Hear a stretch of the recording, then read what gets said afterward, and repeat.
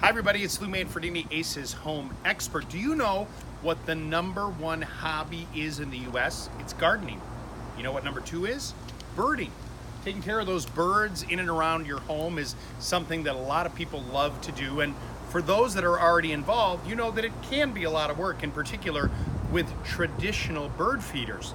One option for many of you is to use a suet cage like this, and using the type of feeder that goes in there. You can see that that's kind of a block that's all sort of melded together with seed, and what you see holding it all together is something called fat. Now for us, none of us want that in our diets, but for birds it's very important, in particular for fall feeding, to get them through the winter, because it does help them store fat for hibernation over the winter months. It's also a great way to attract different types of birds depending on the blend that you choose. Here's a berry blast, peanut crunch, a bird's blend.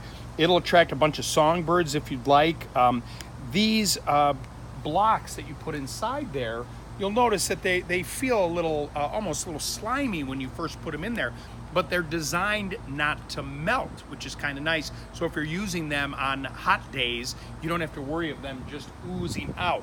One of the tricks with the cages is when you do go swap them out, it's a good idea to rinse that case before you put the new suet inside there, because you don't want to spread any disease or bacteria that might be in there. And what's nice about it is, it isn't the type of thing where you've got a bird feeder hanging and thinking, do I have to go out there and fill it up? You can look out of the window and look at your cage, and you can absolutely see when it's time to put in one of the new, what I'll call, cartridges to help feed the birds.